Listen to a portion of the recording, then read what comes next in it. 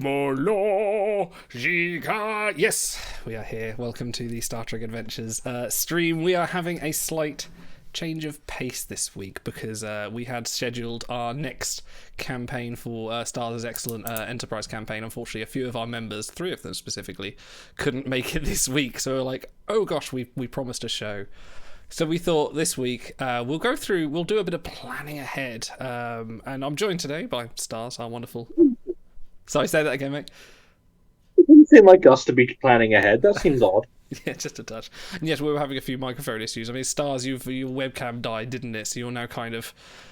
you're going through your phone. No, it's... So he's around. So anyway, we decided we'd sort of look ahead because I'm working on a Klingon campaign, which is going to be mostly revolving around original characters. So we thought we'd sort of come together and start working on what that involves, like making the characters and sort of what the kind of setup is for a sort of Klingon campaign. So this is going to be more kind of workshopping up ideas of who you guys, because I'll be GMing this one, so who you guys want to be as Klingons, and sort of an example for other people how they can sort of work this up in their own makeup. But Stars, you've been sort of going through sort of the Klingon core book. There is actually, and I'll put this in chat now. There is anyone else interested in making their own Star Trek Adventures characters. There's one here which actually has all the different rule books on. You can actually sort of work up your characters, and it'll work out all the stats for you based on what you put in. But that's there. So we thought we'd do this week and have a bit more of a chilled conversation about what it means to be Klingon. What does it mean to be Klingon? What? It varies so much. Like one man is another man's Michael and Sarah. Oh, right. So how do we want to start this? Because we haven't really talked about this, but because literally we sort of decided this about 10 minutes before we came. I was like, right, we're doing this now. we're talking about... Well, why don't you... Yeah, go on. Why don't you outline your idea for your campaign, what you can reveal about the setting? So what I will reveal is the initial idea that I've had at the start is you are freshly qualified from the academy. You are essentially Bex, which is the Klingon rank of sort of ensign, the equivalent of ensign in the Klingon Defense Force. We're going to be like a leading 90s indie musician. Yeah. Yes, just going to be playing soft guitar and ripping off David Bowie. David Bowie. So you're essentially going to be going through the Klingon Defense Force, and you're going to be given your names have come up for candidacy in a more specialized arena. You're not just sort of going to go and serve on a ship and then go part of the rank structure. Your names specifically come up to serve in these special assignments, and I've got a few surprises waiting in there. But the idea is, at some point, you are representing your house. You are representing you as a warrior and wanting to prove yourself in these challenges. And I haven't set a kind of time frame. I was thinking undiscovered country era or just before, so in that kind of, because it opens up the idea to that the Federation are still not a threat but are a villain. Like if you encounter Federation ships, you can open fire. There's no kind of we have to protect the treaty, like because we are peaceful Klingons. You can kind of be a bit more open with your targets and not face international. Vital, is that permission? Sorry, say that again, Stars. Your mic is being funny tonight. Is that permission to be murder hobos? Is what I'm saying. A little bit, yeah. There is the opportunity. I'm gonna have to bring up my notes now because. So our first assignment isn't at the mining facility on Praxis. Like that's not no, it is not that. No. Our first and last assignment. Yeah, there's just the it's like find out why the dilithium regulator was not working. Oh wait, too late. No, you failed. You rolled the wrong dice. Boom, you go. Let me look at my initial notes of what I've got. So you are recent graduates of the KDF along with the Beck rank, which is similar to a ensign. So the other twist on this is saying they're sent to the Klingon space station to complete their training and earn themselves honor for their almost disgraced house. So there is a point of something I want to consider for your characters is your house you're not a leading house. Your father is not sitting on the High Council issuing decrees. You're one of the sort of the lesser houses, or a house that has maybe fallen from favor. That's up to you how you want to do it. But what it is like you are there representing your house to try and bring some honor onto it, or bring sort of either restore the house from former glory or bring it up from a former disgrace, or something like that. Okay. What I was going to reveal, I don't want to go too much because there's some really tasty spoilers in here.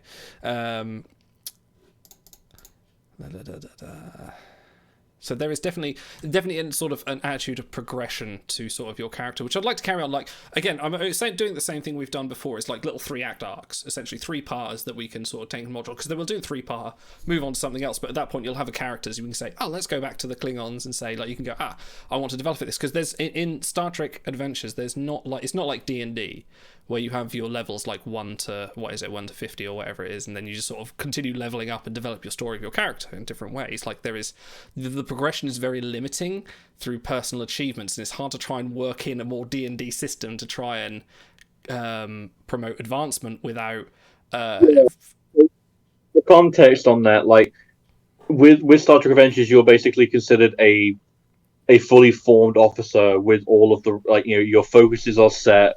You have chosen your rank in your career, and you're basically almost as good as you're ever going to be. And the only way to increase your stats is to undergo significant personal development and eventually earn milestones, and then eventually you end up getting you can increase 1 point. Usually, is how it works, and it's like it's a lot of like setup, and it's not a particularly, you know, for people who are heavily progression minded, it's not the best system. It's more of a system that's more about narrative. So I think the Klingon system does try and rectify that, because there's a whole glory thing, isn't there? Yeah. I haven't looked too much into that. That is kind of the plan, to see how that will work out into your character. But yeah, earning glory, earning accolades, earning something to pin the badge on your character. And you can, but the thing is, like, the different way you can play it is you could be a house in disgrace and say, maybe I'm going to play this a different way. I'm not asking everyone to be good guys. You're Klingons. You will do in your own best interest for you and your house. If that turns out to be portraying another player for a member of, you know, for some accolades on that way, I will award that as appropriate. You know, we're going to play this in a very Klingon way, because, you know, like with the Kempek situation, Kempek, you know, hid you know, the truth from the Empire to keep the Empire stable. Maybe there'll be some element of that in there. I don't know, but so the first thought is, what kind of Klingon do you want to play, or what kind of character do you want to play? Because the other thing is how it fits into a party dynamic. Like, we found out when we did the TOS campaign one, where we had 2 medics, me and Sky as both medics. It's kind of, there was a bit of a clash of just like, well, we're both doing this. So like, it'd be cool to have like a range of characters. There's no stopping you having a Klingon scientist like Kurak, or like a Klingon med like Antak. You know, there's definitely an option to keep things wide, but also earn honor in those ways. I wonder if I go into a dishonorable profession like a measly medic. I can only earn honor by killing. If that's how you want to play it, that's absolutely fine. Have we seen a Klingon engineer yet in the franchise? Correct, but I do remember they say in one of the DS9 multiparters that it's a Klingon engineer who works out a countermeasure to the Breen energy weapon. Oh, because of the old style energy systems on the old warbirds. Their engine mixed in just a certain way, and it meant that particular ship didn't get hit by the Breen thing, and then they earned like an order of Kalis because they basically saved an entire Klingon fleet. I mean, that has to be, It would be interesting to play a Klingon engineer, but all he ever does is just hit the machinery with like a pipe. Like, that's his one go-to engineering move. Is that not how Klingons sort of got into space, though? Oh yeah. Different animal names, like the main dilithium chamber is like the pig, and it's like you've got to hit the pig to make it go. Are Klingons? Do we think Klingons are just more well-spoken pack-led, essentially? Like, all their technological advancement is through, I think there was a like, thread imperialism. There was a thread like in the histories of the Klingon empires and things like that. That essentially is a lot of their advancement is sort of taking it from other cultures. Like, but when they got into space, that was as part of the Herc invasion, which happened sort of, I think it was after Kalis and all that, when they were still sort of planet-based, and they got taken over. The Empire was taken over, but they managed to repel them, and they stole their warp technology and refitted it to, to invent space. So they have kind of ridden on the backs of other engineers. Not that I'm saying that there aren't competent Klingon engineers. I think there have to be at a certain point, otherwise they would just blow up in space all the time. But it'd be interesting, like you say, that would be interesting to see that dynamic of seeing someone like an honor-bound Klingon engineer that, you know, just kind of hits things, but also, you know, like, I'm doing this for my house, I am doing this for the glory of the Empire, I'm keeping this ship running. You know, you could have a sort of Martok sort of approach to it where there is honor in ways you don't see. Right, exactly. That's right. It's true. That's very true. Yeah, and it's sort of like a part of the reason why I want to talk about this is that, like, and this is kind of advice that goes for almost any kind of tabletop, regardless of the system, is that, yeah, you're going to have your mechanical sort of like things to worry about, like, oh, I have to allocate like your points for, you know, do I want to be a medical or do I want to be engineer?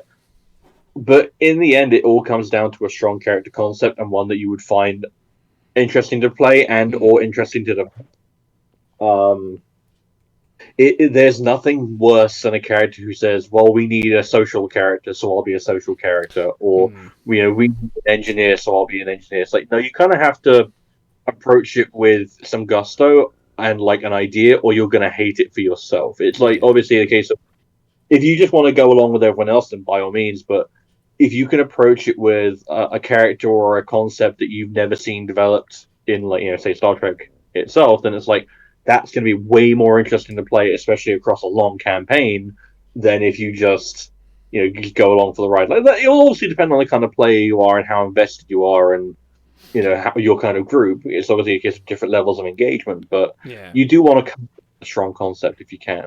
I think it's quite cool if you can kind of almost get attached to your character in a way, because you want what they want. You want sort of like, if you know, I think it's part of the character process, not just going through the stats or go through the character sheet, which we'll probably do in a bit, and sort of decide, you know, the values, where you're going to put the points of power, but also just like, that's why I quite like the Star Trek value system, is that it actually gives it a bit of context to the character and sort of say, these are their wants and desires, and this kind of informs their decisions as they play. So I kind of quite like that. We haven't really explored that because we've already set preset characters who we already know what they're going to do, you know. We know what Captain Archer will do when there's a stranded spaceship, you know. We know what Janeway would do if there's a hybrid mix of Vulcan and Talaxian. You know, Lieutenant Reed will do if there's something a pineapple aboard. Pineapple, sir. Not again. So yeah, I think, like, just asking you two sort of directly, like, you know, what kind it's like, it's the test you take in, you know, in high school. What kind of Klingon are you? Take this 20-part test. But, like, you know, what kind of character, never mind Klingon, what kind of character would you want to play in a situation where you have to give glory to your house, or you're trying to earn accolades for yourself? How would you approach that? I think I'm already into this engineer warrior. I actually now, as we were just talking, did you guys get the A team in England? Yeah. So I have a very Mr. T, B.A. Baracus, like tinkerer, MacGyver, engineer. Oh, love it. Sort of in my head, like, so who just it's like a warrior, but he's good at mechanical engineering and enjoys putting together roughshod weapons and tanks. Torpedo Bay tuning up the mixes for bigger explosions. Yeah, that's a good one. Yeah. You could almost play a kind of sort of like, what's this? Sort of like a trope for like the character that just loves explosions, you know, just like, I just want to make things go boom, you know. It's like Junkrat from Overwatch, or Ace from Doctor Who was just very much focused on just like, I just like seeing things go boom, you know. That you could sort of almost play that angle. But it's the security officer from. You said Mr. T, and now like everyone is an A-team. I love it. Everyone gets a bling on. Cool. Bling on. Hilarious. I honor the full. Yeah. Hilarious. Yeah, it writes itself. Yeah. I think we're done now. Thanks for tuning in for the stream. We're all just members of the A team. Yeah. Okay. You know what? Actually, that's not a bad shout. Awful, actually. Okay, so shy potentially engineer. There's something there. What about you, Stars? Would you want to be? Because none of these characters are going to be in a command position unless you sort of serve on a ship and decide to take on the captain or whatever. But we'll go into that later. But like, what kind of Klingon would you want to be? Because the other thing that got me thinking, sorry to just talk over every thought you've just had, is just like, you think about Worf, you being the Worf fan. Worf is not a typical Klingon, is he? As Guinan once said, he's a very stoic. He doesn't belly laugh and he doesn't drink blood wine that much. No. The thing that I love about Worf, and the thing that I like about a lot of characters, is when they have such an idealized version of their culture or their own standards of like behavior, and it's not a sanctimonious thing usually. Usually it's just a case of, no, I hold myself to this standard, and it can obviously lead to a certain kind of character where they're a little bit self-flagellating, and it's like, but it's a compelling character because there is a certain charisma in a character that so fully believes in a system like that, who holds themselves to that high standard, and I do enjoy that character concept. That being said, I love playing like medical characters, like doctors and stuff like that. Like I adore that character type. And I'm just picturing in my head like this Klingon with a bloody medical apron, who is like a real old sawbones. Like, don't you may be a big old warrior, but you're gonna like start crying on the table. Just get out there and kill some Romulans or whatever. Nice. Just like, fine, I've cauterized the wound with a hot iron. Get out there, don't cry. That kind of thing. I feel like that could be fun. I think that's quite cool because you kind of, like with the engineer, with a kind of sort of rough and ready approach to hitting warp cores, and you get a medical officer that's sort of very much just like, there's something inherently violent, like Klingon about it, something inherently violent that you're not creating a character that won't be useful in a combat situation, which obviously every Klingon is going to be in. You'll have something for that, and that's quite good, because that was kind of one of my worries, was just like, well, someone's just going to be the doctor, and a lot of times it's like, oh, I'm going to heal you, but if approaching it in a very Klingon way is quite a good thing. Like, unless they're the Alexander character, then they're not going to cop that, right? Yeah, the neurotic, the Dwight Schultz of the group.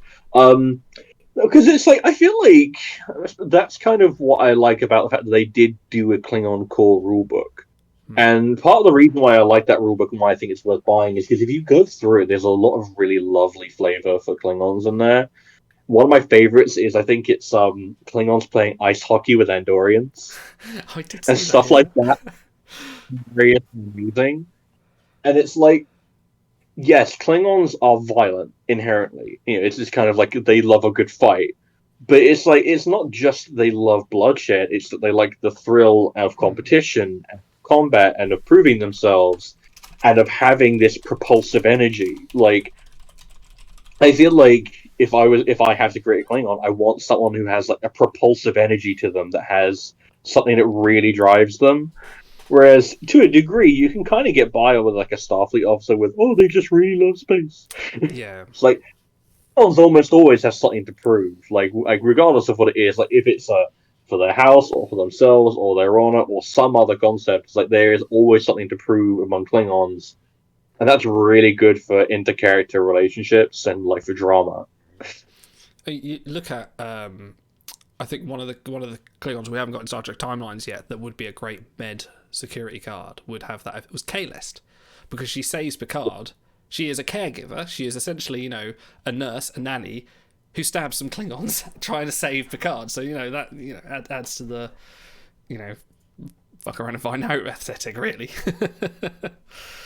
So you have like the sort of the stereotype of, oh, they're obsessed with honor and like doing things the right thing, but that's more of a Worf thing. And I think Worf even says, in war there is nothing more honorable than victory in terms of using underhanded tactics. Klingons use underhanded tactics all the time, so if someone wanted to create like a sneaky Klingon who just they get their honor through, guess what, I get results. It doesn't matter how I do it.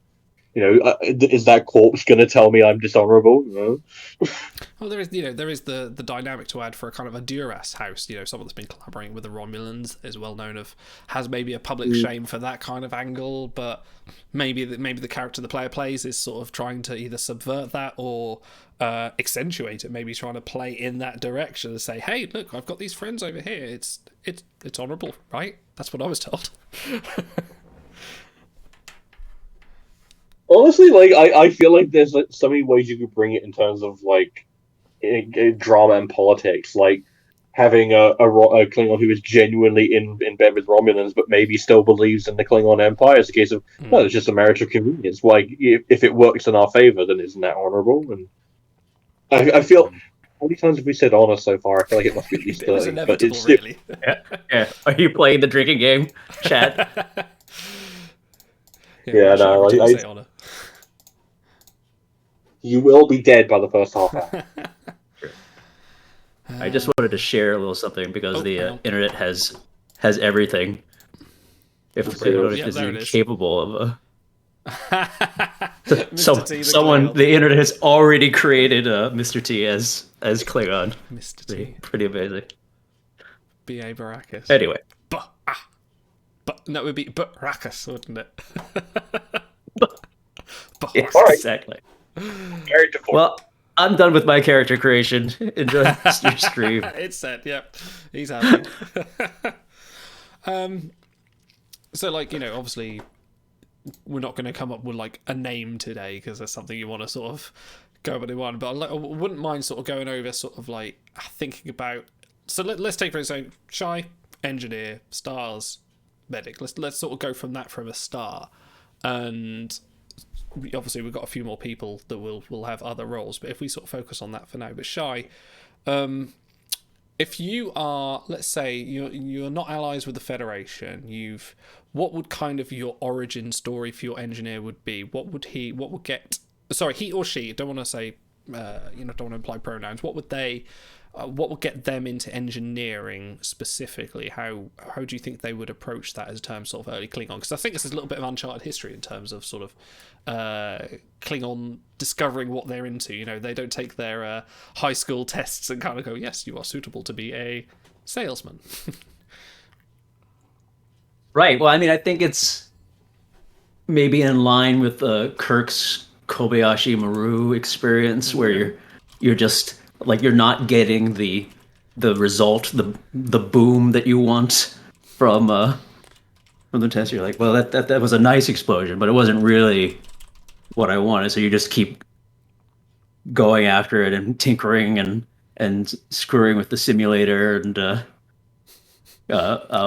until such time as test until he got his desired results.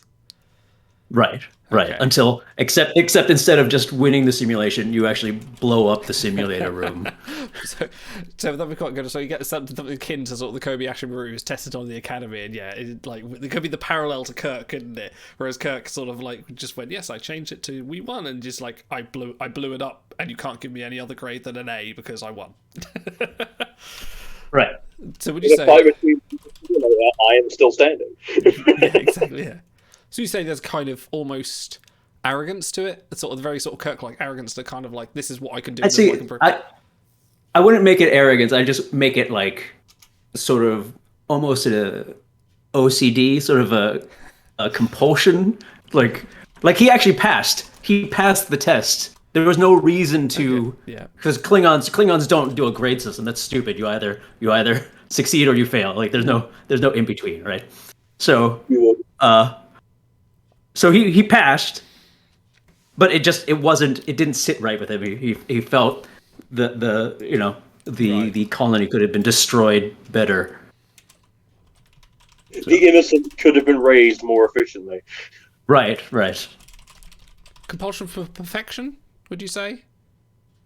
Something unknown along Klingons? Would that be kind of your... Because it's all very well to play Klingons. Would it be one thing to sort of have a little outside kind of trait to kind of set yourself aside from the general race? So, like, perfection is not something is known to the Klingons, but obviously there must be, like you say, OCD. There must I don't know be if it's perfection. I feel like it's like the Imperial Empire of the ancient past, where improvement just involves making things bigger and rounder. Compulsion to be better. Compulsion to... Yeah. I would say compulsion to grow? Like, why have a Death Star the size of Rhode Island when you can have a Death Star the size of New Jersey, right? Like, Make it bigger. Yeah. Yeah. Okay. That's quite cool. Okay, Stars, how about you as a medic? Like, what would bring your character into service, or into specifically, I want to say combat medicine, because that's what it'd be. Because there'd be plenty of doctors on Kronos at any Klingon Empire, but specifically going into the KDF. I feel like it's the kind of thing that, it's like for a Klingon, it would like have to spring out something from like maybe their childhood, like a hunting accident that went like horribly wrong, like getting gored by a targ, and it's either you stitch this up and you live, or you die. That sort of do or die moment that sort of defines you, and you realize, you know what, maybe there is something to this after all, despite the fact that everyone tells me a good Klingon either goes through battle without any wounds, or they die where they stand. And it's like, well, how do you how do you tell the stories of your victories if you don't have any scars? And where do scars come from? They come from healed wounds. That kind of thing. Cool. Sort of. That's very poetic. Like that. There's a certain like poetry to that philosophy of the romanticism of healing. There is a romanticism to healing, I suppose. Like not just in the moralistic. I am doing a good deed for other people, but for Klingons, it's a case of it is an inexorable part of combat is healing. So it's kind of the glory of healing in combat, and making that part of your take a shot, making it part of your honor. The way you make honor for yourself and your house is. Would it be a selfless thing, or would it be a personal thing? Would you say this, you internalize it, go, I've done this better, I feel good, hit those dopamine, or would you say that's more kind of, I've done this for my house, I'm doing this for other people? Would you be more stoic or selfish with it? I feel like there'd be a degree of selfishness with it, because it would be a degree of, you can come out of your medical tent and you look out at the line of like Klingon warriors who are about to charge, and you can point to half the line and say, they would not be standing there were it not for I suppose selfish isn't the right word, but you know what I mean. It's a kind of internal pride in yourself, maybe. Okay. I suppose is for it. So they're saying a good commander can field as many warriors as he wants, but a good medic can make sure that they can get back up again when they fall down. Okay, that's cool. So you did sort of play definitely more kind of a sort of a stoic sort of character that's very prideful, very kind of determined in the work that they do, and very almost a sort of different aspect to the OCD that Shai was talking about. Shai was sort of like I have to do this to make this bigger, to make this better, because it can be. Whereas you're like, I have to do better because I can do better for them out there. For yeah. I almost feel like you could spin it into something almost Machiavellian. Sort of like.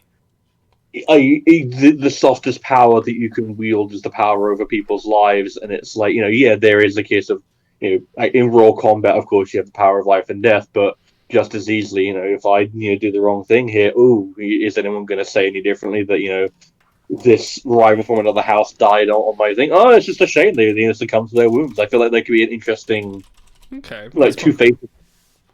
I feel like that you could do something with the political aspect there. That'd be fun.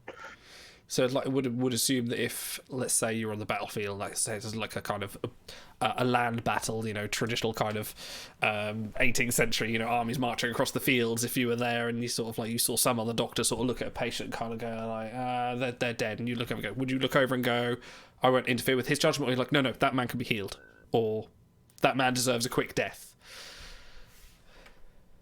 I feel like he would do that. I feel like he. But only if it was advantageous to a degree. Like it's obviously a case of, if it's a rival from a house that has dishonored them or that has pissed them off and things, it's like, oh well, I actually think that person, the triage rules say So there is a bit of duplicity to it. That if there is politics at play, if there is the sworn enemy house, then they wouldn't. The code of ethics is not the same as Starfleet's. You would take a backseat to that.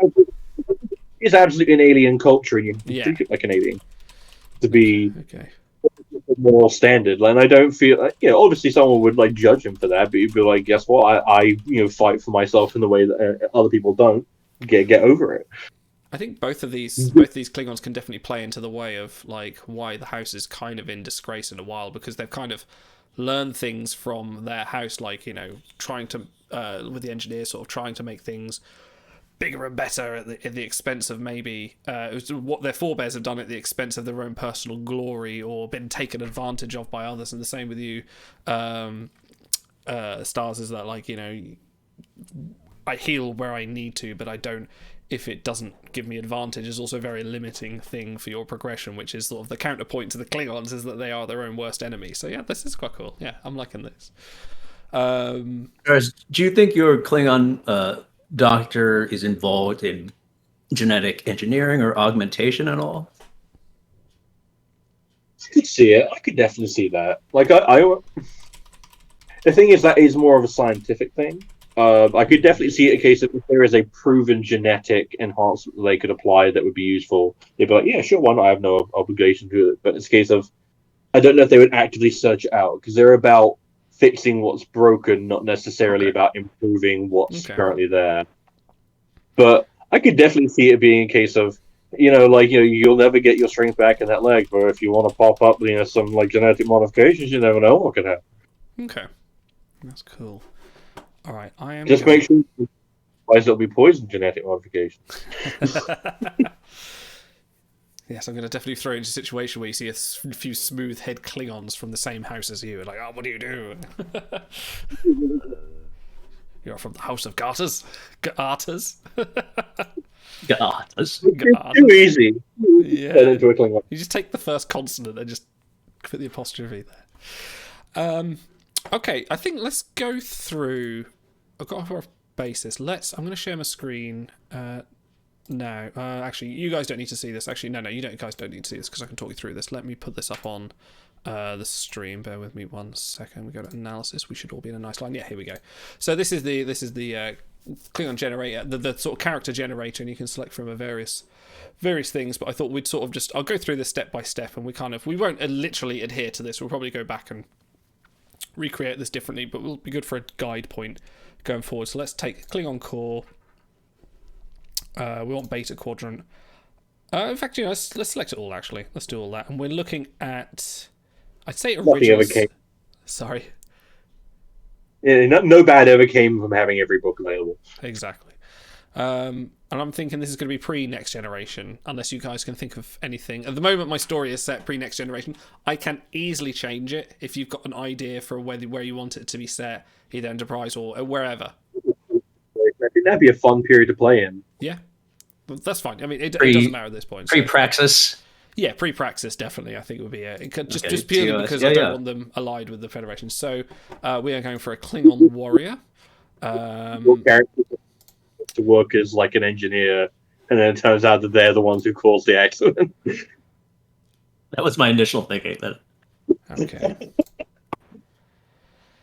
So let's have a look at the environment. So let's start with Shy. Let's have a look at environment where you were born. Where would you like your character to be born or from? We got the core worlds, which say it was going to be Kronos and anywhere else, or like one of the colonies, or maybe born on a starship, that kind of thing. For an engineer or for your character, where would you like to come from? Let's see.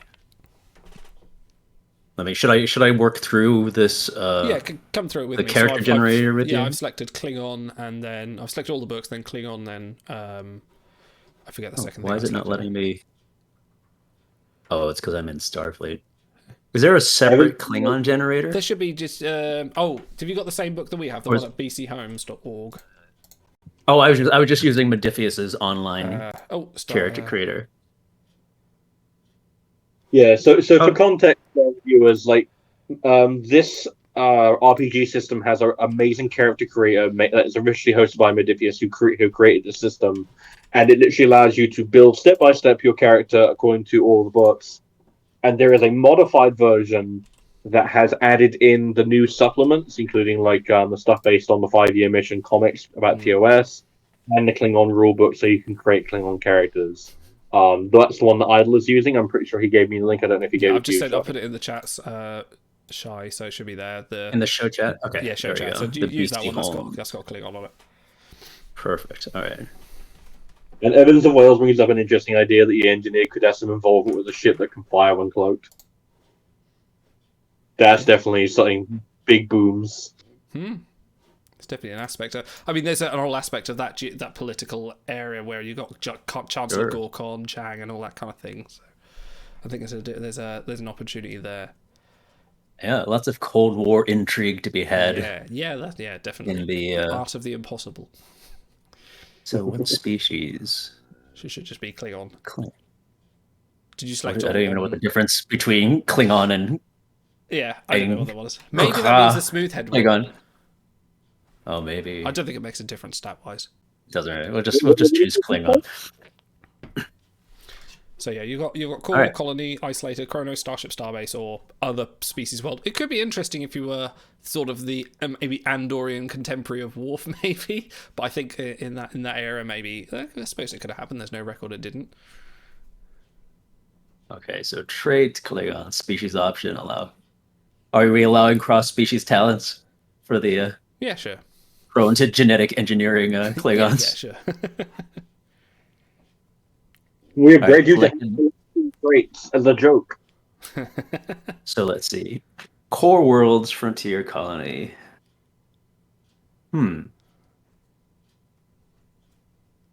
I guess maybe an Frontier Colony? Yeah. Because maybe that's where he would pick up his tinkering, always having to jury rig some sort of, water filtration or security fence or something. Consequences. So I say that again, Stars. Lots of empty fields to blow up without consequence. That's right. That's cool. So that actually gets you in the character montage. Yeah. Actually gets you a bit of medicine, that one as well. So it's con med security, control and daring. Daring, I think, is a very good one for you to focus on. I think that kind of is very appropriate for your character. Sure. All right, Frontier Colony it is. Okay. So, we won't go into stats at the moment. We can do that later. I kind of want to focus on the character as opposed to the numbers. We can, we can go back and do that later. So I'll just pop it into daring for now. But so a value should reflect the environment and culture the character was raised within. There's good opportunity to consider how the character views their own culture, how they connect, or possibly don't connect to the philosophies and traditions of the people. So for people that don't know how values work in Star Trek Adventures, this is very much for original characters, this sort of defines how your character would react in a situation. And a games master can then throw out and say, you're being thrown into this situation that conflicts to your core value of your character. You can scrub this out and you can get points of determination, which they can use for better dice rolls, or they can address it and say, I'm using this determination to reinforce my beliefs and get extra dice rolls as well. So this is kind of the area. It sort of builds the character. It's kind of the bit I like the most. It sort of builds a character that affects stats without doing too much, but it sort of adds a bit of sort of dynamic. So, Shai, what kind of, what I just said, the environment that you're raised in, how it views your own culture. So frontier colony. So I think it's kind of like what you just said, sort of like very sort of early jury rigging, isn't it? Right, like pioneering spirits, some sort of working outside the established parameters. Like if the stats say it can only go to 10, obviously it can go to 12. It goes to 11, man. Yeah. This disruptor goes to 11. Yeah. No, this disruptor goes to 11 because it goes to 11. Your British accent is better than mine. It just drifts. That's the problem. You guys have so many accents, it's impossible to nail down one without work. Yeah. For such a small island, we do range. So off the top of your head, if you were to talk about just a discipline, con meaning sort of command, not command, like starship flight, medicine or security. It's coordination, essentially. Yeah. I'm sorry? So con basically represents like piloting, as in like actual like helm, and it also represents like coordination, balance, that kind of thing. Mm-hmm. I mean, do you want to do you want to just go through them real quick? We can do. I can go through for the viewers. Yes. So go on, Stars. So you have your attributes and you have your disciplines, and disciplines range from 1 to 5. Attributes range from, I think it's 7 to 12, and then you basically, those are your stats that you add together to give you your what you need for a success. So obviously, the better your numbers, the better chance you have of success. So you have command, which is the case of your command over other people, your command over yourself. Security, which is a general sort of parameter of more physical fitness, but also a case of tactical awareness, that kind of thing. Science is pretty self-explanatory. Your critical thinking and your scientific application. So con is the one that people will probably think is most useless because it's just piloting. But I always take it to mean coordination, balance, sort of physical, like not acuity, but just sort of like a ballet dancer would have incredible con, for example. It's all about like control of the self type thing. Engineering, pretty self-explanatory, and medicine as well. So, are you an engineering ballet expert? Yeah, it seems as though I should have a life path that leads me to having an engineering discipline, but it will get there, I think. Right, like these are. To be fair, this is nothing being decided now. Like you can absolutely go back and say, "I'm going to do something else." Like this is just sort of giving a rough guide to the kind of character you want to do. Then you can take away and kind of go, "Right, this is how I'm going to play this." So, well, I'd say security, since I've already spoken of how he likes blowing things up. So we're going to talk about cast, which is essentially house, which is your general sort of how your house is represented in the history. So we're going to select a cast, and there's essentially 6 different ones here: academic, agricultural, artistic, merchant, scientific, or warrior. Half wonder if you would be. We see you're born on the plains. Like this isn't you. This is your house. So what kind of house do you come from? Like you can easily define that. It gives you a few. You got the option to accept that house or rebel from it, which gives you different stats in different areas. Which again, we can change at any point. Like we can tweak this as needed. Like as long as it doesn't over or break the game. But definitely sort of like we're sort of looking at the character as opposed to the numbers at this point. But we say like your family, your house, your disgraced house, or your sort of dishonored house that you've come from. Would they be sort of academic? Would they be sort of farmers essentially, or artists, merchants, scientists, or the traditional warriors? We are here to fight. Right. I mean, because it is sort of a frontier, but I mean, how much agriculture seems weird for Klingons, but whenever I think frontier, well, Martok was from an agricultural family, wasn't he? Right. Yeah. And it was a case of he wanted to get out of that and work his way up through the ranks, and it was difficult for him because like of higher ranked and higher nobility officers like Core. So agriculture. I guess for Klingons, frontier worlds are actually more just conquered worlds. Correct. So maybe this would be a warrior cast. So we can say it's a frontier world. Hang on, I just want to make a note of this. It's a frontier world, but it is one that has been conquered as opposed to colonized. Right. Well, conquered, then colonized. Frontier world. Or occupied, I guess. It's more occupied. Yeah, that's a good word. So you think a warrior? Yeah, that's a backstory as well, like the relationship that you had with the conquered species. Right. Let me. Yeah. That's good. Okay, we'll go warrior there. That gives you a range. Actually, to be fair, that gives you all the disciplines to choose from, so that's quite a good one. So, right. Yours is a family of warriors who've served the Empire with honor for generations. At least one member of your family in each generation will have gone to war for the Empire. You are raised to tales of glorious battle. Do you accept or do you rebel against your upbringing?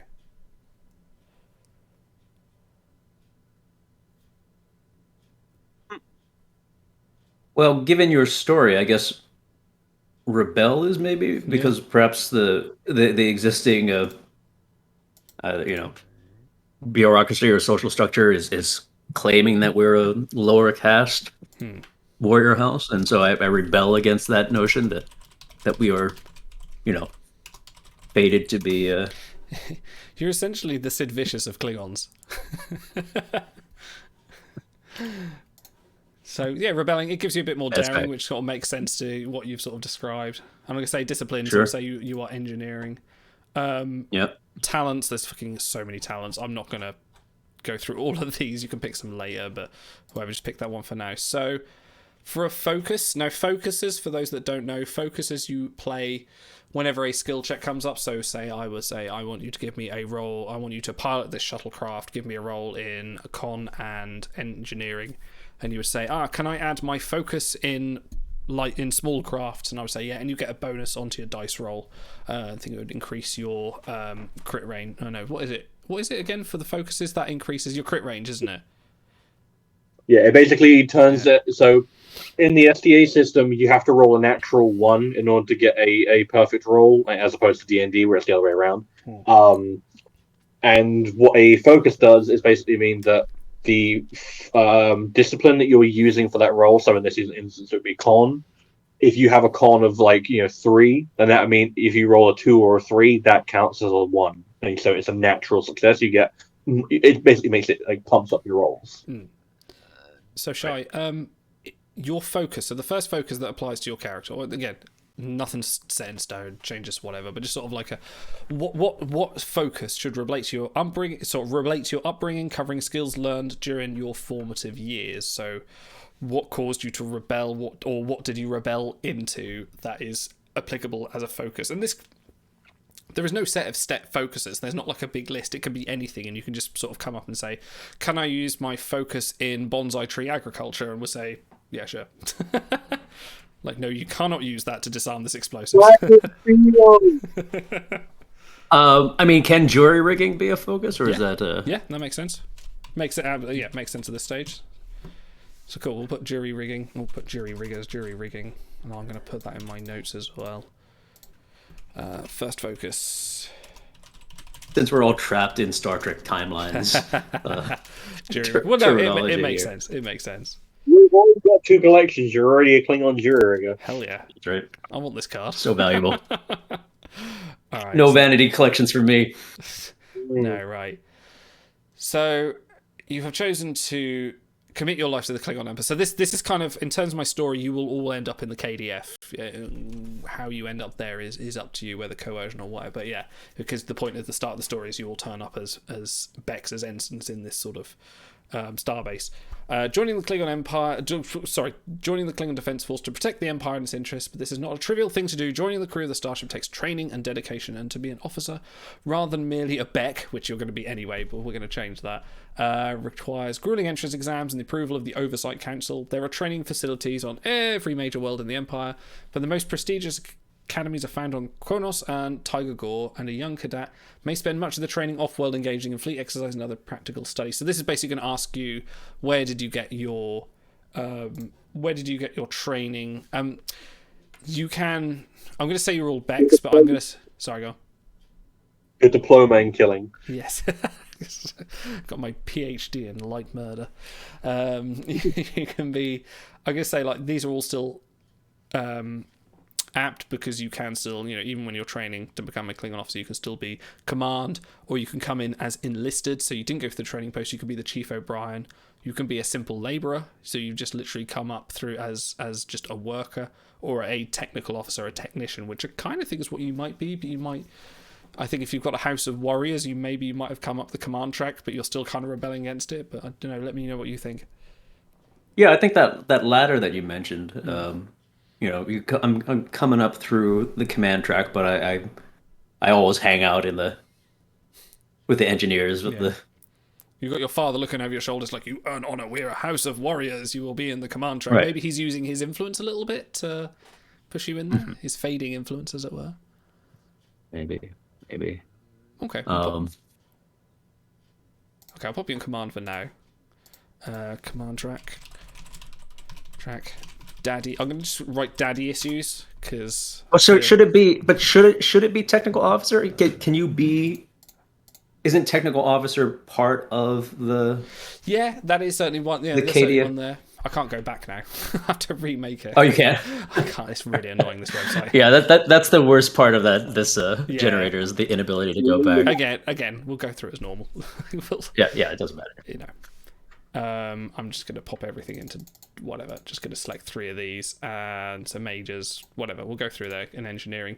So at this point, you get 3 focuses, which you can set. And again, this is the one that you can just pull out at random during a skill check and say, I have this. You get 3, at least one of them reflecting your time at the academy. So 2 can be of experience or from anywhere else you like, but at least one of them has to be something you've learnt during the academy and your time there as either technician or as command, whichever you like. Well, let's go for Electroplasma power systems, obviously. Electroplasma power systems, okay. Right. Shipboard tactical systems. Improvised explosive devices. Do you have that one? Is that in there, or you're just making that up? It can be anything you want. Yeah. Well, we'll go shipboard tactical, electroplasma power systems, and explosive ordnance. Explosive ordnance. Yeah. Okay. The thing I always kind of go with focuses is you want at least 4 that are going to be useful, and then I always say pick at least 1 or 2 that are kind of useless but flavor.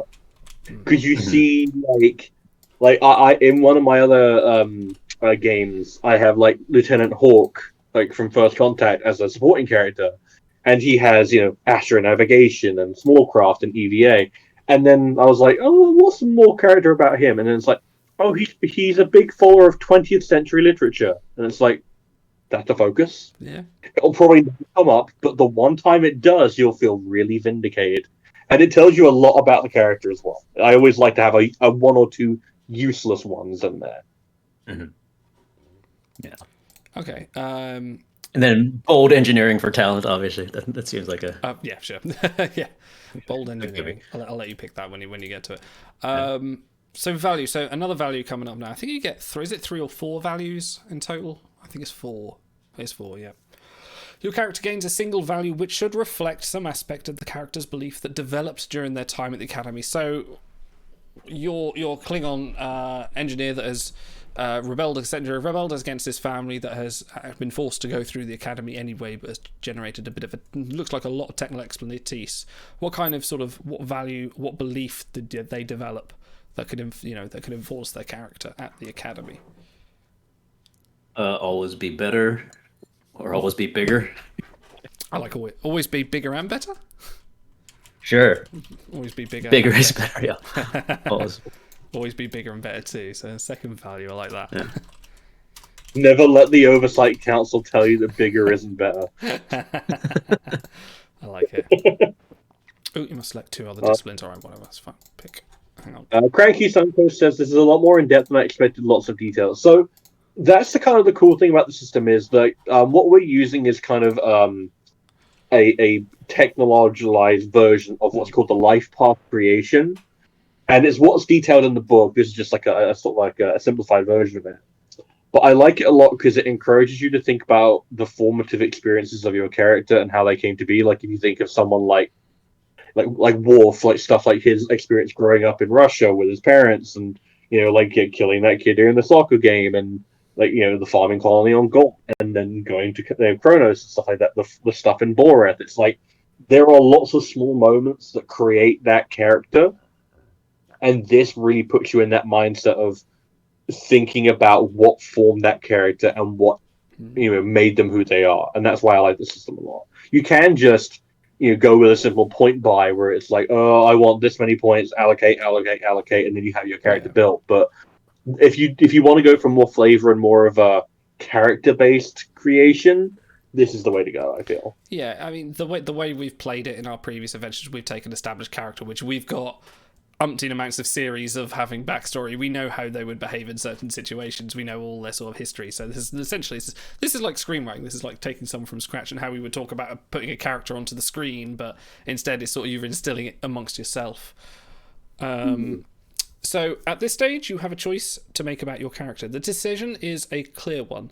Is the character a young officer, either for glory, with the whole career ahead of them, or they serve in the KDF for decorators? I think you're all going to be young characters at this point. I think this is all you're all sort of young, straight out of the academy. None of you experienced. I mean, I'm happy to say, if you want to say you're an older student, as it were, maybe sort of like a grizzled veteran that's come back into it and reserved. I don't think there's any reason for, like, having the "hey fellow kids" character there, but if you agreed, I'm quite happy with sort of everyone being the younger character. Yeah. Wait, why? Do you think I should be playing an older character? I don't mind. It's entirely up what to are you trying to say? I honestly don't mind. Like, it's up to you. There could be a saying dynamic. you're Yeah. Let's go for you again. This will all be changed. So, the character is defined by their potential more than their skill. Their raw talent and their expectations of what the universe is like have not been tempered by reality. You receive a value that must reflect the character's inexperience and naivete in some way. So something that makes you, something that a flaw essentially in your character's psychology at this stage, and there's something that possibly can be improved, which comes into sort of the challenging value system later on.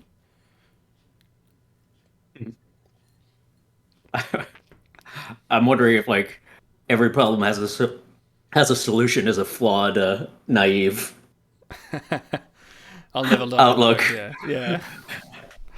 Every problem, or should you say every problem must have a solution? So that gives a kind of arrogance to it. Yeah. It must have Sheer fucking hubris is that Picardian attitude right there. Picardian. I love that phrase. Okay.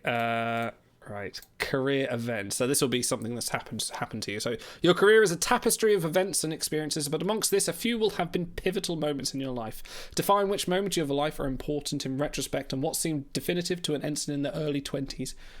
Well, it could be like 50s for Klingons, whatever. May be inconsequential for that same officer later. Career events. So we've got a few here.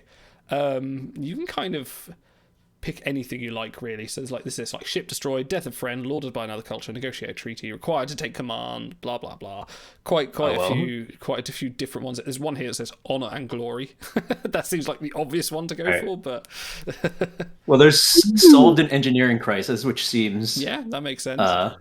But then I love employee dishonorable means to triumph. That's the best. Oh, that's quite a good one. I like that. That sounds like kind of one that your character maybe could do, though, because it could be a medical ethic issue.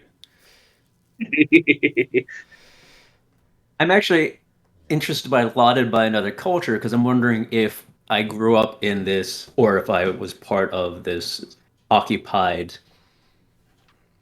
colony, if I used some of my engineering skill to actually help the occupied That's cool. species sort of like improve their life at all. That is dishonored because you were seen as like fraternizing with like locals who should be conquered and not embraced. Yeah.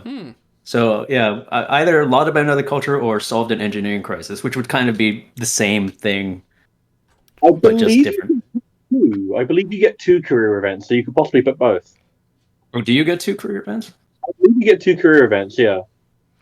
Engineering crisis makes sense for your stats, but Lord, I like we can incorporate the both. Like you say, Stars. Like we can be both. So we take solved an engineering crisis, and let me do. Hang on, solved engineering crisis. It's determined. Yeah. So yeah. And I would say, what were you saying? Helped the local population of the colony you were on. You live on. Yeah. Despite family disapproval. Right. Yeah, that could be something quite good. So what kind of focus would you gain from that? And again, this is another... this recommends electroplasma power systems. So you would essentially gain a skill. Maybe I'll sort of say you would learn something from the locals that the Klingons didn't have, which might give you that expertise, maybe. Yeah. Maybe some sort of farming or water reclamation skill or something. Focus. Excuse me. What What's that? Civil infrastructure. Sure. Yeah. Exactly. That makes sense. The Klingons now That's have a very- toilets. You have You to know, it's find the common adequate trope of sewage. the alien culture comes to your world and teaches you irrigation and Yeah, no, that's what you could have possibly done it on your own. Should we say like a local technology for now, which you can sort of work out? Maybe it could be something you can tease out later. To be fair, like I kind of like the idea of a character saying, "I have a focus, but I don't want to tell you what it is yet." As long as you've kind of got an idea and don't just come out at the last minute and go, "I have a focus in warp engineering or whatever." You sort of like, my locals taught me about irrigation, for example, and you can sort of bring this out, but I don't know about it yet. That could be quite cool. So I'll just say like local scientific knowledge or something that you picked up as a part of this experience. So hang on, learn something of local scientific knowledge, and you kind of use that as your wild card. So incidentally, the cool thing about this character creator, like the one that we're using here, is that it spits out a PDF at the end, and you can edit that PDF. So you don't have to commit to it. So you can always just like mix it around and be like, oh, this focus has changed. So you're not like locked in. You can always just change it later. You know what? This didn't come out quite right. So we get a second career event now. So I don't know if you want to do Lauded by Another Culture, or you can do something else. It's entirely up to you. Yeah, I think those two make sense for. Yeah. Okay, we'll do that, and then you get another focus, which again, whatever you want, but it'll be reflect the character's experience with that culture.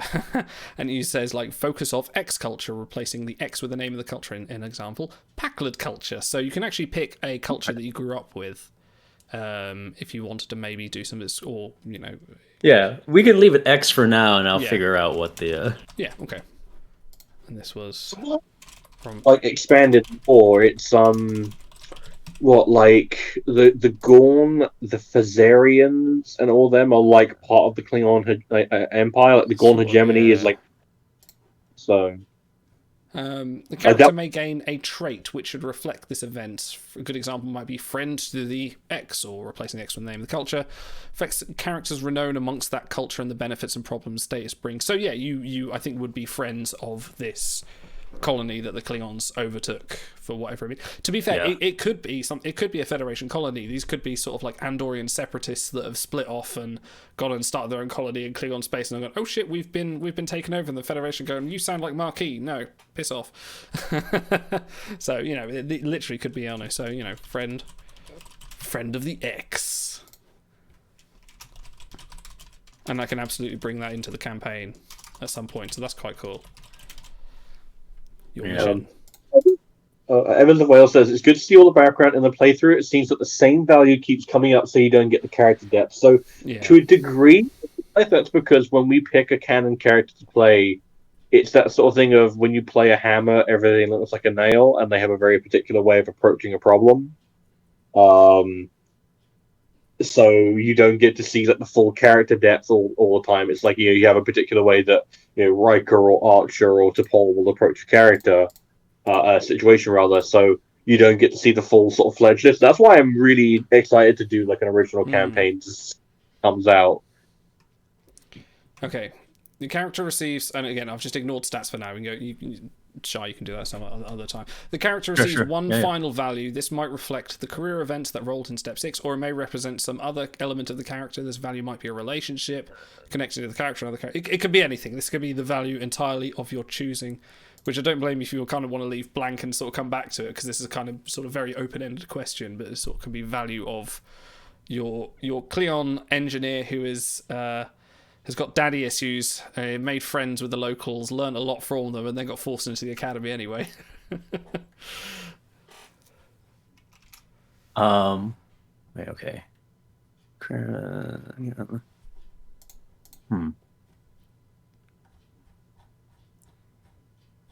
right. Well, so I'm already friend to X, so I don't need to add that. Right.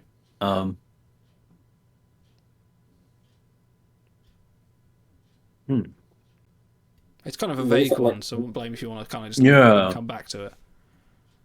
I mean, can I also be connected, even though I'm connected to, the alien inhabitants of the occupied world? I'm also connected to my own home colony, right? So, friend of like Klingon frontier town, or so you're sort of thinking of something along the lines of just like I'm determined to uphold my colony that I come from, but also have you got like a conflict between the two cultures, essentially, the ones that respect you as a warrior and the ones that maybe don't respect you so much because of your choice of career path.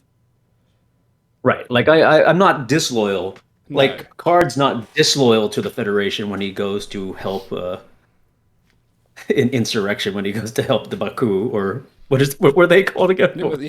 Yeah, the Baku. Were they the Baku? Yeah. Like he's not being disloyal to the Federation. He's actually loyal to the Federation. But what about something along the lines of Sargon Stars? Imperial pride versus like colony.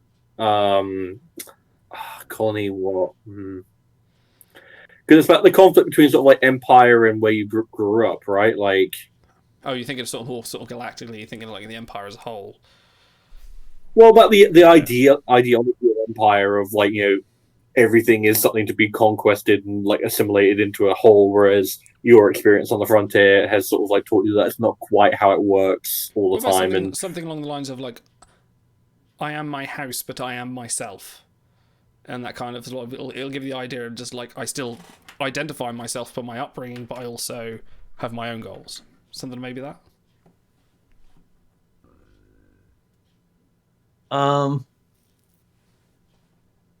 Identify, but I have my own goals. Yeah, I guess that works. Yeah, again, you can change it. So I'll say just like for example, I am my house. I am myself. Sorry, I had skipped ahead for a moment, and I was torn between the jury rig talent and the rocks to replicators talent.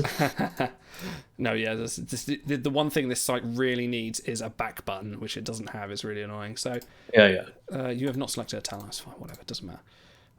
Imperial pride, colonial loyalty. That's what I was thinking of. Oh, okay, yeah. So you get three options now, which again you can come back to: name, lineage, and house. So your name would be Shai, daughter, son of whoever, and then from the house of Paul. House of Paul. Hey, Paul. Yeah, exactly. You from the House of Paul? House of Paul, yeah. Let's see. Export to a PDF. Hold on. Nice character sheet. Look at that. Oh wait, hold on. Oh, you get a Klingon one as well, nice. Yeah, you actually do get Klingon ones. It's quite nice. That's how you know Klingons. Yeah, I like this character. This is cool. This has got some depth to it. So I think Barakas is actually gonna happen. I like how they got all the Klingon names in there as well from the assignments as well, like Hakul. Sure. Yeah, that's really cool. I'm gonna have a quick wee, and then we'll come to stars, and we'll do your one. So something that's sort of like if you actually want to go cool and like Barakas, it's like it's important to be able to laugh during a tabletop. It's really important to be able to have fun, and so many. I hear so many like horror stories of people who go into tables and people are like, hey, take it seriously. You gotta respect the lore and you gotta play the character. And it's like, guy, it's like 4 or 5 people sat around the table pretending to be like orcs or Klingons or like you gotta be able to laugh at it and have a bit of fun. Like sorry. Yeah. No, I was just saying, like I do like name puns. Like my last new D&D character was a half elven bard named Presley. So then he was the elvish Presley. That's hilarious. I love that. Because it's like you need to be able to laugh at yourself because you kind of everyone gets into tabletop thinking that you're going to have really deep emotional moments, and they will come, but they're not going to make up like 90% of your playtime. It's going to be a lot of rolling to do this and talking to random NPCs and just having fun. So you need to be able to laugh at yourself for that. And it's also just because you create a character and they have a pun in their name, or it's I want to see if I can make this silly concept work. It absolutely will not stop you from getting attached to them and being able to roleplay them in an emotional situation. In fact, it's an easier through line to create something funny and then realize, oh no, wait, I've become attached. That's happened to me in the past. It's pretty fun. Okay. BA is also the most soulful character on the A team. So you know, if you're gonna go with someone. Okay, Stars. I assume you are going to be a Klingon. I want to be a full-blooded Klingon. I don't want to be a Klingon. Would you like cross-species talent? Yeah, that's fine. I'll let you do that. So, environment where your character, what did we say? Your medic, to do or die, the glory of healing combat for pride or honor. You're sort of very. I almost want to say stoic, but that's how I think of it in my head. But entirely up to you. Where would you like to have been brought up? So I'm thinking about it, and I'm thinking, like for the inciting incident of hunting accident gone wrong that gives me the idea of the power of medicine, not just as like a tool, but also as a way to gain power and favor and honor. I feel like isolated colony would make sense, not just because the inciting incident was a case of isolation, but also if you're an isolated colony, you need to be self-sufficient. You need to be able to pick yourself up from your wounds. You can't rely on fresh reinforcements all the time, from the Empire. You need to be able to stand on your own 2 feet. So I think isolated colony makes the most sense. Cool. All right, we'll do that. You come from a colony isolated from the rest of the Empire, from the wider galaxy. Worlds like Boreth use this isolation as an opportunity for spirituality and contemplation, while others are settled because they present unique opportunities to perform research far from the scrutiny and politicking of the core worlds. Even in the Empire, these worlds emphasize learning and introspection. So yeah, I like that. So you get the option for medicine here. We'll fill these out for now. So the value should reflect the environment and culture for the character was raised with. This is a good opportunity to consider how the character views their own culture, how they connect or possibly don't connect to the philosophies and traditions of their people. That's an interesting one to look at. I kind of like the idea of honor, power, life, death. As a sort of general philosophy. I think separating the two, honor, power, life, and death. As 2 sides of the same coin. Okay, so I like honor that. equivalent to power, life equivalent to death. So, yeah. Okay, I see what you're saying. So you can have honor, you can have power. Like if you want power, maybe you're without honor. The same, right? Yeah, I can see how the brain. Yeah, okay, that's cool. So 2 sides of honor, power, 2 sides of the same coin. Okay, cool. Let's pop that in. Right, next cast. So this is going to be the cast, the kind of vocation and training, different casts of rise and fallen through prominence. It's sort of the very kind of culture you are from. So again, academic, agriculture, artistic, merchant, scientific, or warrior. I kind of want to go agriculture here. Yeah, I was wondering if you're very much prideful in your work, if you're sort of saying I will do everything I can. Is it almost artistic? Is there a kind of art to the surgery they're doing? I don't know if that goes with the pride. That would have to come with a hell of a lot of pride. Whereas the thing is, I don't know if I would go so far as to consider it artistic, because I feel like his approach to medicine would be very much, if it were, if you can get up and fight, it's good enough. It doesn't have to be a pretty thing, because Klingons do place a lot of emphasis on scars. I feel like clean and pretty medicine isn't really in the culture. Cool. Yeah, that sounds more agriculture then. Definitely less. Yeah, and actually, if you think of agriculture, where it's having to stick yourself up with tog, hair threaded needles and stuff like that, and using dog bone like that kind of down dirty gritty medicine, I feel like is where he would have gotten his start. That's cool. Okay, yeah, we'll go agriculture then. So you grew up surrounded more by nature than by people. In rural communities on the frontier or somewhere else distant from the bustle of cities, your family might be heavily involved in agriculture, growing real food, maintaining hunting grounds, or rearing livestock. Unlike the Federation, you do not rely on replicated food, inert and synthetic. A Klingon requires fresh, living food to sustain them, and your family has provided this for generations. Do you accept or rebel against this? I feel like he'd accept it because I feel like in like an isolated colony, like it would be kind of de rigueur. Like I feel like he would take it to almost an unnatural extreme. Yeah, but I feel like he'd still be still within the framework of the society he grew up in. that's cool. So Are you a Klingon nutritionist? Guess what? Homegrown Targ meat is not good. This is GM That's free. right, only free range. Yeah. You know the whole like vegan thing of like you can taste the fear of the animal if they died while they were like he's like yes it must be I taste the fear. I suppose there is probably a thing in the Klingon society of like if you kill it with honor, it will be an honorable meal and it will taste better. I think there's probably going to be something like that. It's like, how did you kill it? I killed it in his sleep. I am not touching this. Okay, so focus that would cover relate to your upbringing, covering skills learned during your formative years. Okay. I kind of want to say. I guess field medicine would be the best way of describing it. Sort of like advised medicine, as it were. Mm-hmm.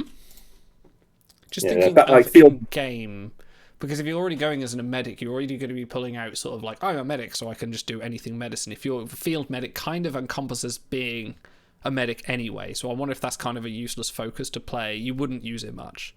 Because you would just say, anytime there's a medical check, or you'd use it too much. Anytime there's a medic check, you say, I'm a field medic, and I'd kind of go, that's every situation. So I wonder if you need to be a little bit more specific.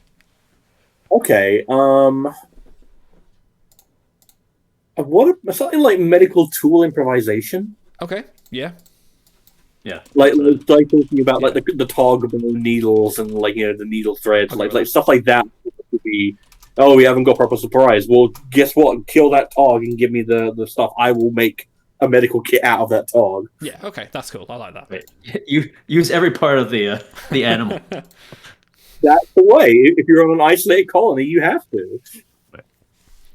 So, training track. When you first went into the academy, let's have a look. So, as command, enlisted, labourer, or technical. And I think, Ashar, you've already gone as tech. We know we selected command, but I think you went in as technical, didn't you? Yeah, I did on my creator. Yeah, so you can be the same. It makes very little difference, but it's just what you want for how your character went into the academy. Did they go with a letter of recommendation, or did they have to work their way up from the ground? What are the skills associated with labor? It's engineering and what? Science. The only one that's got medicine is technical, which does make kind of sense for your character. Yeah, technical officer. Let's go with that. Okay. Just jot that down. Okay. It's just for my notes so I can shape things around it. So whatever, I'll do some dots about that. Doesn't really matter. Majors would be medicine and discipline, whatever. Okay, 3 focuses for your character, at least 1 representing time at the academy. Okay. I would probably say I kind of want to just go with politics. Is politics an acceptable one? Yeah. No, I'll accept politics. Yeah, that's certainly something you can use. But it's also a case of I think he definitely does have that in mind. What about being more specific? What about family politics? And I'm not talking about families and mum and dad, but your house or house politics. You're specifically because absolutely. Yeah, that's less broad and a lot more sort of like characterized. I feel like that's a good pick. So house politics. So sort of very sort of very say you're on an away mission where there is like 2 colonies sort of warring against each other. It's like, aha, I've once encountered this with my house and my neighbour's house when we were bickering over the honour of our fencing. Okay, 2 others. Don't forget 1 at least has to be for the academy. So I'm going to say house politics isn't an academy thing. I think you got that from experience, I would say. It's not the academy, but it's not. It's something we've learned.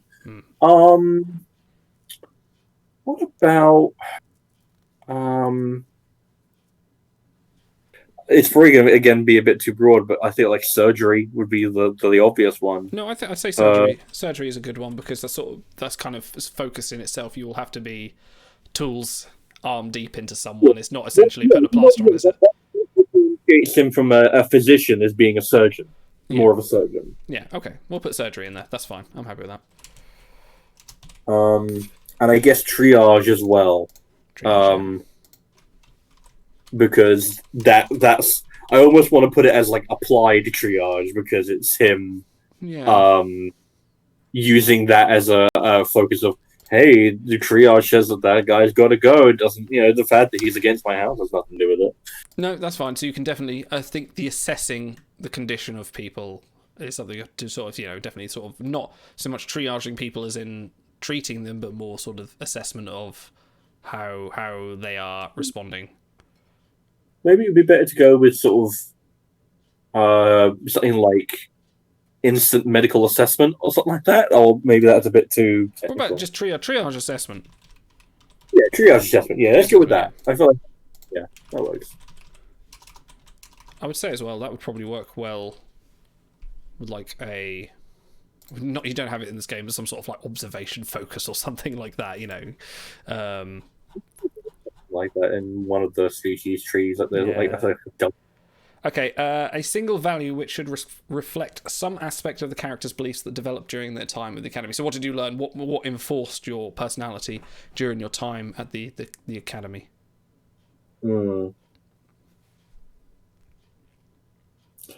So I do really like the idea of him sort of like selectively using triage to knock off potential rivals. I do really like that. So I'm trying to work out how you would sum it up in sort of a pithy statement. Yeah, some sort of romantic sentence. It could be along the lines of my treatment for my house, maybe. Something along the lines of, or keep my friends healthy, keep my enemies dying on the battlefield. You know what? Yeah. Okay, yeah. Let's go with to my friend's health, to my enemies, not dishealth, but sickness, I guess. Yeah, to my friend's health, to my enemy's sickness, I guess. Getting down with the sickness. He got disturbed here now. Okay.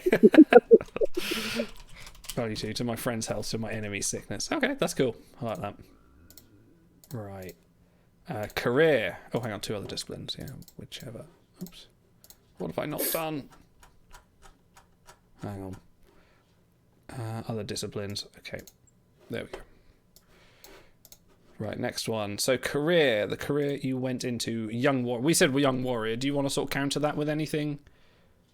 I'm happy to go with a young warrior. I feel like, especially because I think like being a medical officer would naturally hinder his career. Yeah, okay. It's just a respected profession. Okay, this one's slightly different. So your character's defined by the potential... Oh no, it's the same one actually. Potential more than their skill, the raw talent and the expectation of what the universe is like has not been tempered by reality. The character receives a value which must reflect their character's inexperience and naivete in some way. Okay. Klingons do not respect medicine, but they will. Klingons. Interesting. Is that... Like, I feel like that's a very forceful statement that he would believe in. So he's saying he's better. He's saying that he respects medicine, but Klingons in general don't. Oh, sorry, they. So yeah, and I don't want a super pronoun yet. We haven't decided that, but yeah. That's going to be the advantage that he will use. Is like, you don't respect medicine and its possibilities in either political or in combat thing. I do. Okay. That will be my undoing. Yeah. Okay. So you can sort of essentially come across someone that is actually like a good Klingon medic, and like okay, then we can do that.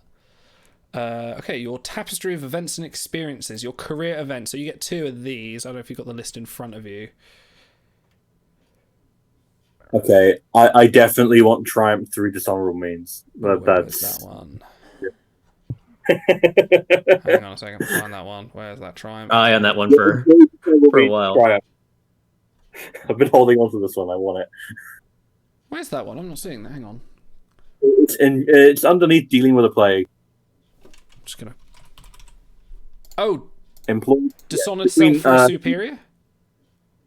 No. Employed dishonored means through triumph. Yeah, I found it. Sorry. Yeah, there we go. Employed dishonorable. Employed dishonorable means through triumph. That one. Yeah. So that's the one. Yeah. Okay.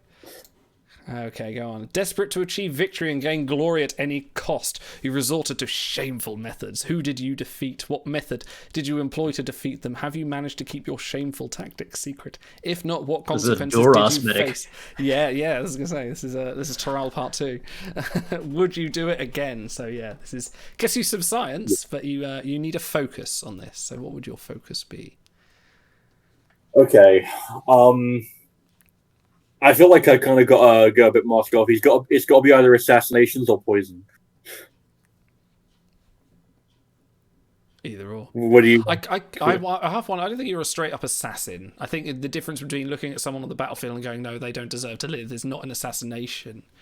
But I could probably see targeted things and also do it in such a way that someone who may have been healthy suddenly takes a turn for the worse. True. There's a kind of ruthless politicking to this character that I like.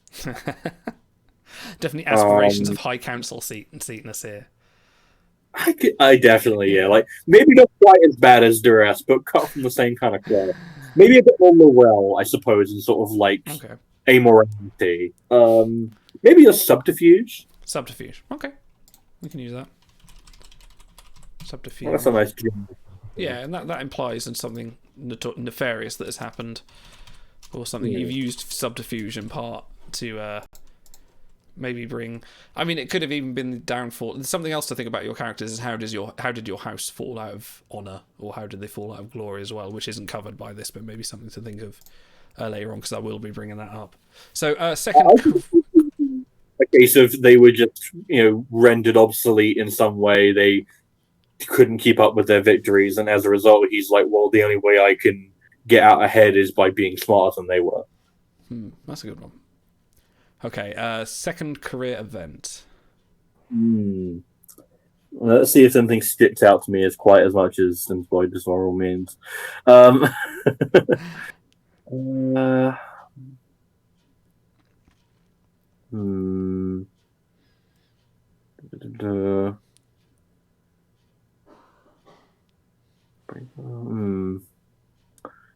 Maybe conquest. Okay. That's sort of the only other one that's like sticking out to me.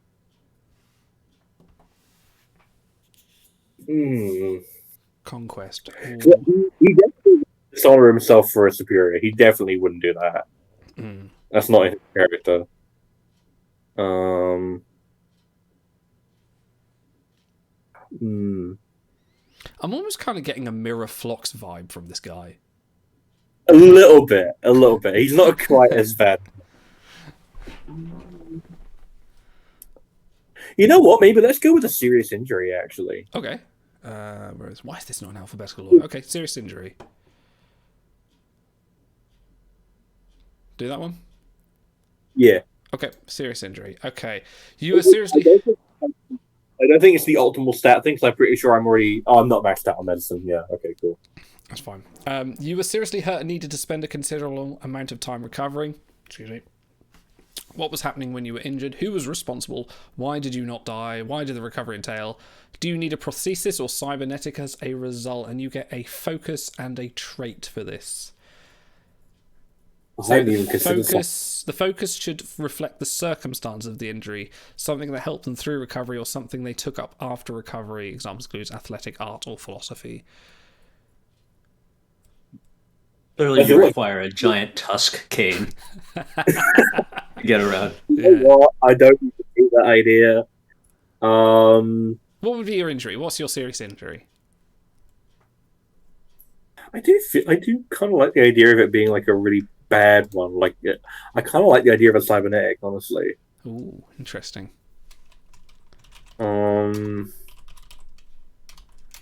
Yeah. Okay. Yeah. Like, give them a focus on cybernetics. Okay. Cybernetics. What is your cybernetics then? What are you thinking here? I'm thinking. Because you don't really get a massive bonus from being cybernetic, do you? Really?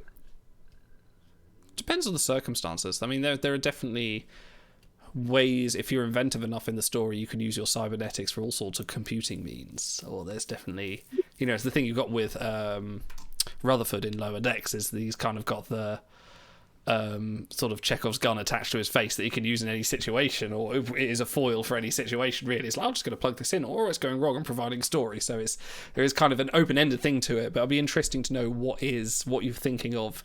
Oh, again, you don't have to decide it now. You can decide it later. You can say, like, it's my eye or it's my arm or something.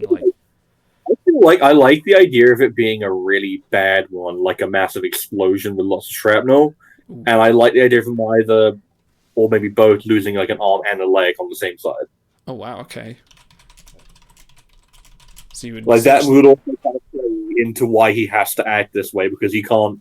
He is to a degree physically more or less infirm. It's like. So yeah, you would be half android a little bit. Yeah, like I feel like it'd be a case of like most of the arm, most of the leg, but like still mostly Klingon here, where it counts, as it were. You could definitely say something have like a prosthesis for the leg, but the arm could be definitely like a cybernetic kind of, almost like a data arm that can sort of like open door. You could have a little bit of muscle there maybe, or use that in that advantage. You can say, but I have my cybernetic arm, I can open this door, I can wedge it somewhere and it won't cause me pain or something like that. So that's quite cool. Okay. So say cybernetics, and I'll just pop. Yeah. Okay. So the trait, you may gain a trait which should reflect some lasting effect of the character's injury or the way they recovered. Examples include prosthetic implant or some form of disability. So should we say prosthetic leg? Yeah. Arm, I guess. Yeah. Take leg. Or prosthetic. I'll put prosthetic, so cybernetic. Then you can be whatever. Leg/arm. Let me pop that into my documents as the trait. And traits are very much a story-based thing that kind of just define your character. They never come up in the gameplay other than my character has this trait, does it apply here? It's a weird way they deal with traits in this game is very strange because they touch on it quite a lot, but it really doesn't matter much at all. So let's just pop it. Species, so stuff like Borg or Klingon. Yeah. Okay, there we go. Let's just pop 2 points in there for whatever, because it's not the final sheet. Okay, your character receives one final value. This might reflect the career event rolled in step 6 or represent some other element of the character. The value might be a relationship connecting the character to another character in the crew or to another organization or culture in some way. So your final value to define your armless Klingon. Okay. How's about something like, I will drag this house into the 24th century, or something like that. Okay. That's nice and realistic. I like that. So we're coming into the... When did Undiscovered Country happen? That was like... 1993. Oh, so it'd be 23rd. So yeah. I will drag this... Yeah, 23rd. Yeah. I would say late 23rd, so I think 24th is right. I'll drag them in. He's looking ahead, sort of saying, I'll drag his house to the 24th century. Yeah, it's like Klingons live for, 150 years. He's absolutely thinking of the future. Yeah. So value. This is Mirrorflox meets House. Yeah. Okay, name, lineage, and house, and all that, and then you kind of get your assignment. But yeah, you've got a fully formed character. So we've got our explosives engineer from a frontier colony with sort of jury rigging, warrior caste, but rebels against his upbringing. Looks into the command track, expertise in electro power systems and driving black vans with red stripes on them. That's right. Exactly. Yeah, and I almost took piloting. I almost focused on con just because of the van. If I can find some way of giving you a black van and maybe some gold chains or something, I will absolutely write that in. I'm actually going to put Mr. T in the note just so I know what the inspiration was before I forget. And then we've got a sort of an old Sawbones, sort of quite a young Sawbones, sort of frontier isolated colony, with a streak of arrogance to him that thinks he can be better than everyone else, with almost a bit of politicking and subterfuge. I like this. Yeah, no, it's gonna be a fun dynamic. Definitely good. No, this was great. Yeah. This is good fun. I mean, any ideas on a name? For the campaign, or for just for your character, just to throw out some ideas.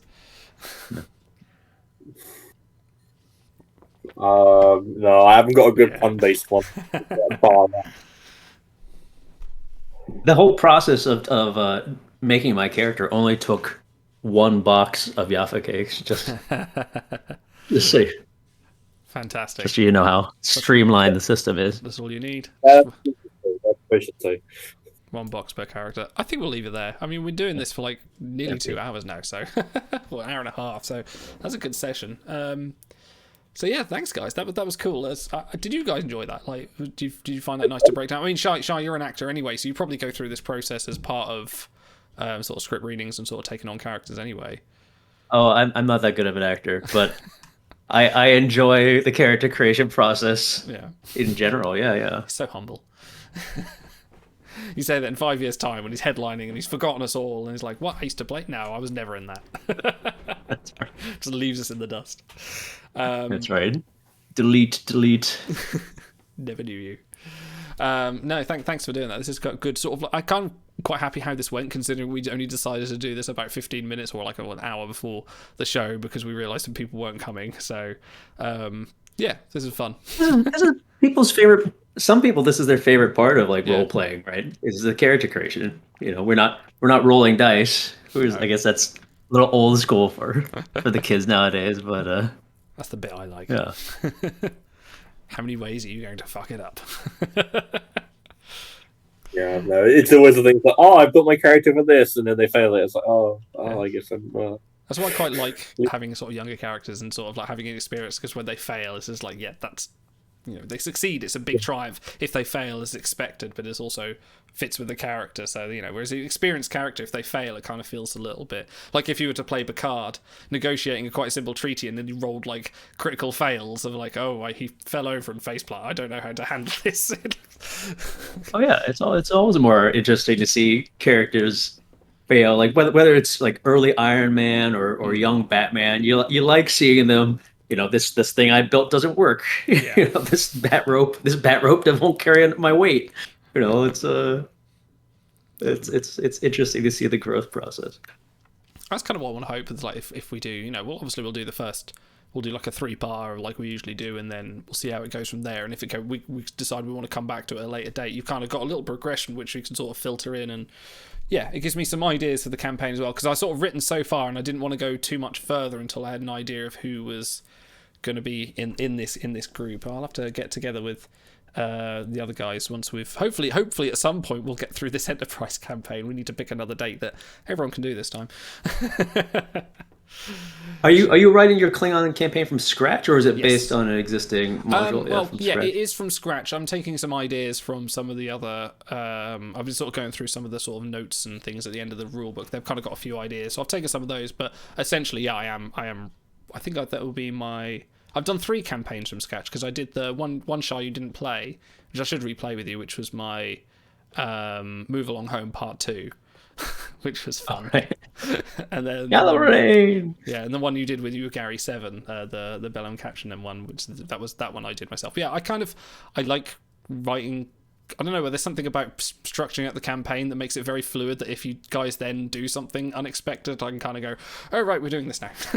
quick changes. So he's not have the expectations of someone that has played the campaign going, no, you did that all wrong. It's like, no one can know I've done this wrong because I wrote it. This is all part of the plan. You only thought you did that because I think it was actually. Yeah. It was a good thing I saw about as a DM thing, like, you know, they've spent ages writing up this side quest, and the players completely skip it. They're like, aha, I can introduce it in the future. Still, it's not lost. I can merely reuse these ideas in the future. Yeah, cool. Okay, guys, thank you for joining me. Thank you everyone for watching, and anyone watching on the replay. If you want to check out the other Star Trek Adventures stuff, we have that on our YouTube page. I have a playlist which is all our Star Trek Adventures things. We will get around to playing Star Trek the Enterprise campaign, the second part, hopefully soon. I'm going to nail the other guys and see if we can get a date together. Like, yeah, Shai turned up today. He had your Enterprise gear on, all your phasers. You were ready. All set. Oh, look at that. I was all ready. Next Keep time. an eye out. Yeah. Join the Discord. Keep an eye out for the announcements. I'll post them on all the other Discords as well. There will be plenty of information out there, and on our Twitter as well. We have a Twitter. Sorry, my beer's coming back up to me now. Anyway, so we will see professionalism. We will see you soon. Thank you all for joining us, and we will see you Wednesday again for Armada. I think we're doing Armada this week, so Forgetting that finished. we do. We're nearly end of the ball campaign. We'll get there. Cool. All right, guys. See you later. Ta-ra.